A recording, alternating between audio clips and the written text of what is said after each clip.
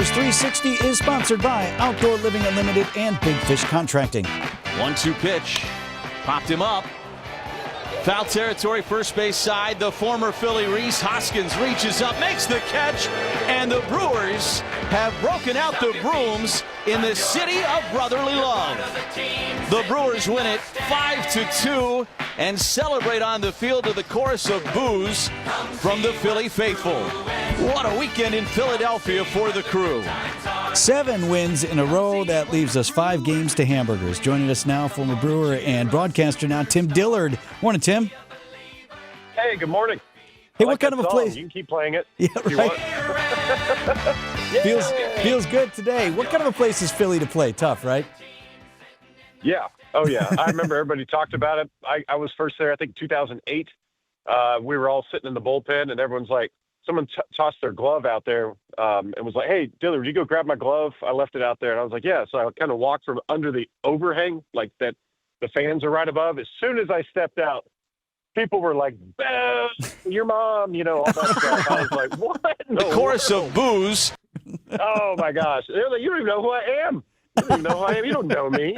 I'm not even that important, guys. Don't waste it. Yeah, I'm just the bat boy. Unbelievable. Well, all the better. Yeah, it's a tough environment, but they played well, yeah. And by the way, right now, Philly's pretty good at baseball. So to walk in there with a series win, much less a sweep, was the most we could have asked for.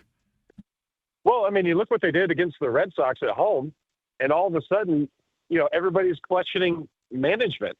Like, the GM or baseball ops, you let the Brewers beat us. What's going on? Now you're starting to see some of that with Philly. Hey, what's going on with Philly? They got swept by the Brewers. How about the Brewers are just putting it together? They're playing good baseball, and it doesn't matter. It doesn't matter with the team. If you're playing good baseball, you have a chance to beat anybody. And I think that's kind of what's happened. The Brewers are putting together what they thought they were going to be the entire year. And we've seen flashes of it, but this is definitely the most consistent stretch. And a nice stroke of luck for Christian Yelich. Got hit in the hand, some scare there that perhaps potentially something may be fractured or broken, but it sounds like that's all negative, so that's good. Great news. Yeah. I mean, when I first heard negative, I was like, oh, no, but right in the professional world, negative's good. Right. It's positive. So it's like, yeah, all right. You ever take a pitch to the hand? I've hit plenty of guys on the hand, I'll tell you that. Probably broken some fingers. I've actually been hit by a lot of comebackers. I've broken a couple of fingers doing that. Hanging sliders. I don't think I've been hit in my professional career that I can think of. I mean, maybe it happened. I don't believe so. But when I was in college and high school, I got hit a lot. I didn't stand really close to the plate, which is kind of interesting. I didn't think Yelichs he doesn't stand close to the plate at all. He's actually kind of tough to hit outside of a breaking ball that's like a back foot type deal. But yeah, sometimes you get hit. If you get hit on a very exposed area, it can do damage. But for him to, for everything to come back okay, I did see him last night. Didn't seem like there was anything on his hand or anything like that. It wasn't like a cast or any sort of wrap or anything like that. So all good signs. Tim Dillard is with us here on Brewers 360. You always hear, Tim, that baseball is a strange game and you can't figure it out. Sometimes it's streaky. I mean, can you possibly explain how we go from complaining about the offense for I don't know how many weeks? Well, the pitching's been actually, despite all the troubles, it's been pretty good. But boy, if we could just hit, and then you break out as the Brewers have. What did we score? 17 on Saturday? Amazing. Yeah. Well, I mean, there's no rhyme or reason when you have a game like that. Just those games happen. Probably had someone like a Dillard on the mound, and everybody wants to grab a bat and get up to the box as quickly as possible. I want to get my taste here, boost that average. Yeah. Oh, I've been on the receiving end of that kind of stuff where you're on the mound and it's like the loneliest island and you're looking in the bullpen and nobody's moving. You're like, oh, this is me. Okay. So I get it. And the Brewers hadn't had a lot of success against lefty starters. I think, they were just over 500, but most of the time they're winning games against the bullpen. And to do it against a really good left-handed starter, I mean, they got to feel like they got to feel good about those kind of wins. Like, yeah, they scored a bunch of runs, but I think they're more looking at it as quality at bats. They put up quality at bat after quality at bat. They were stealing bases. In that series, we saw everything, sack bunts, all that kind of stuff, home runs, doubles, and it's coming from top to bottom in the lineup. And I think that's what it takes sometimes. If you really want to put together some good streaks, you're going to have guys that are contributing all the way around. And we're seeing Durbin come into his own at third base, just in particular, and Isaac Collins and what he's been able to bring. Ortiz is hitting the ball harder now than he has all season long. So these are all good things. And when you put a streak together, a lot of it has to do with guys just feeling more comfortable at the plate. It's a lot of times, honestly, it's just at bats, especially for the younger guys. You get your at bats in, and then suddenly you're like, okay, I feel better at the plate.